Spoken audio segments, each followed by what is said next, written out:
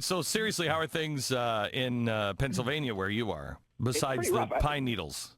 Yeah, I have a set of 5 100-foot tall trees out in front of my house.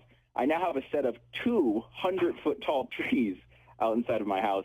The ground was so oversaturated that they just pulled up from the roots and just came down on power lines across the street, blocked my driveway. And the fourth of the 5, when it sways in the wind, I can actually see the earth moving below it as the roots attempt to pull up. Oh my gosh! This one could go at any moment. Is there anything you can do about that to shore it up? Have you talked to tree people? Yeah, I mean, they basically have said to me that really there's nothing I can do There are tree people in the short term except get them out there to take it down as soon as they can access the street, which they cannot do. Wow. So now I just told all my neighbors, don't walk out in the street at any point soon. I mean, you couldn't have, in Pennsylvania, you didn't have that big a wind gust even, did you? So it must have been really saturated. Yeah, I mean, it probably hit about 40, 45, but Yeah. it was enough. I don't know what your experiences were, but I talked to Hannah yesterday, my daughter, who lives in New York City, and she said, Dad, we were prepared. We got all of our stuff, et cetera, et cetera. She said, and I don't remember what it was. They were going to get a DVD or, popcorn or something on Saturday night at 8 p.m. What time did the storm roll in? It hit us probably around late Saturday night, and the real meat of it hit overnight on Saturday night. Okay, so Saturday night, 8 p.m., she goes to the CVS, the drugstore. She said it was an absolute mob scene. Yep. She said the stores were completely empty. This is a CVS. This is a drugstore. People are doing their food shopping there, and they are yelling at the cashier, saying, hurry up, hurry up. Don't you know the storm is coming? She said it was the most incredible thing. Finally, the person behind the counter said, are you kidding me? It's 8 o'clock. The storm is just offshore, and you're buying your food from a drugstore. Don't talk to me about hurry up. Good. Yeah. It was, in all over New York, they said there were hour or 2 hour long checkout lines at all of those places. The CVS's and the Walgreens and all of that. And you couldn't, I mean, even if I don't know what you were standing in a checkout line for, there was nothing left on the shelves. Everything was gone.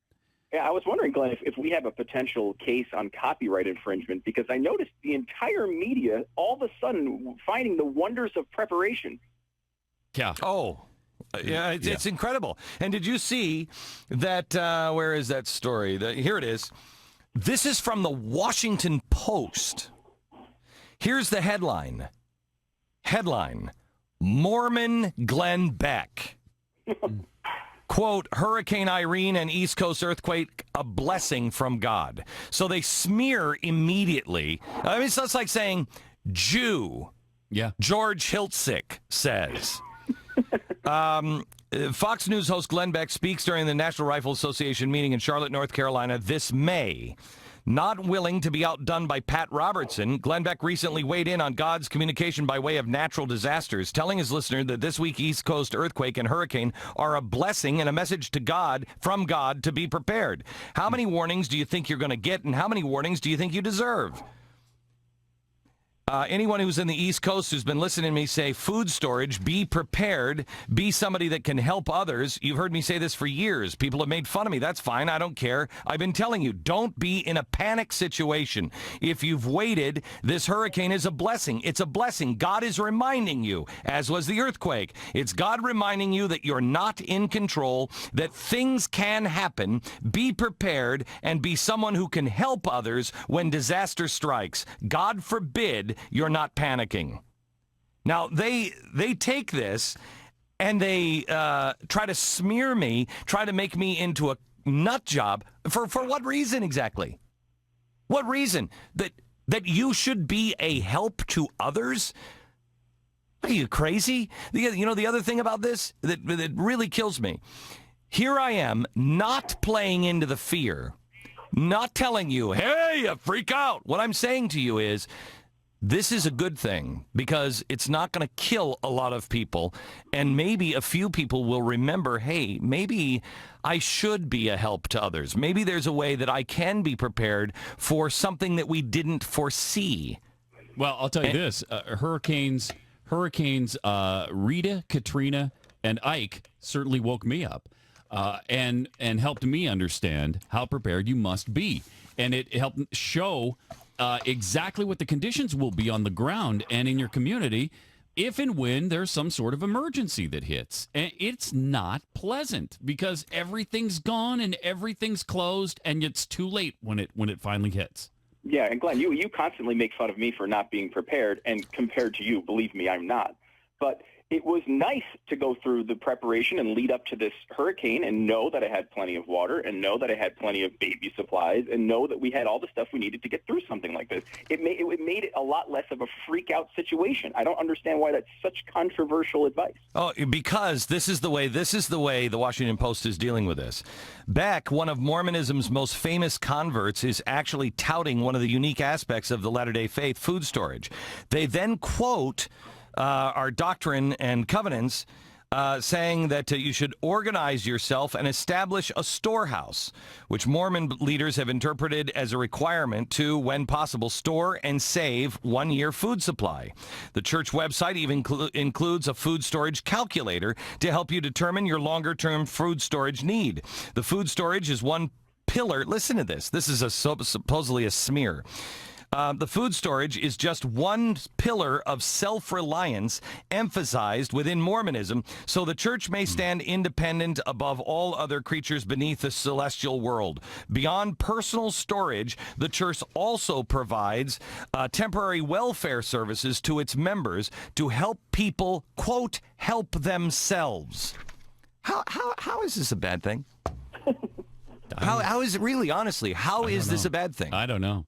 Be prepared How dare is a you bad preach thing. self-reliance? Yeah, what a I know. terrible concept. Awful. I know. I don't care if you're a Mormon. I don't care if you're an atheist. I really don't care. That's up for you to decide. Everybody follows their own dictates of their spirit. We have freedom to worship. I care. I'm only here to baptize. The line forms on the left. Shh, Get in line right now. Shh, get in line. Don't. You'll scare them, and then they'll see the bullet to the head if they decide not to do it. Jeez. Yeah, well, I mean, I'm not a Mormon, and I still think preparation makes sense. It has not. Like, Of course it does. And Of so course is it helping does. other people, and so is helping other people when they need it. These are not Mormon concepts. These are common sense. They're concepts. American concepts. Yeah. They're American concepts. Okay, now, there's the Washington Post article, but you have to go to the Blaze to find this article. MLK, quote, columnist. MLK sent hurricane because of violence, racism, and porn in our society. Officially, a weekend dedication ceremony for the new Martin Luther King Memorial in Washington, D.C. was postponed due to Hurricane Irene. So according to the Detroit Free Press columnist, Rochelle Riley, instead, the civil rights leader sent the massive storm to shutter the celebration and force everyone to pause and self-reflect amid the pervasive violence, racism, and pornography in our society. You got to be kidding me. I'm a nut job for saying, hey, we should be prepared. This is a blessing to remind us to be a help to others.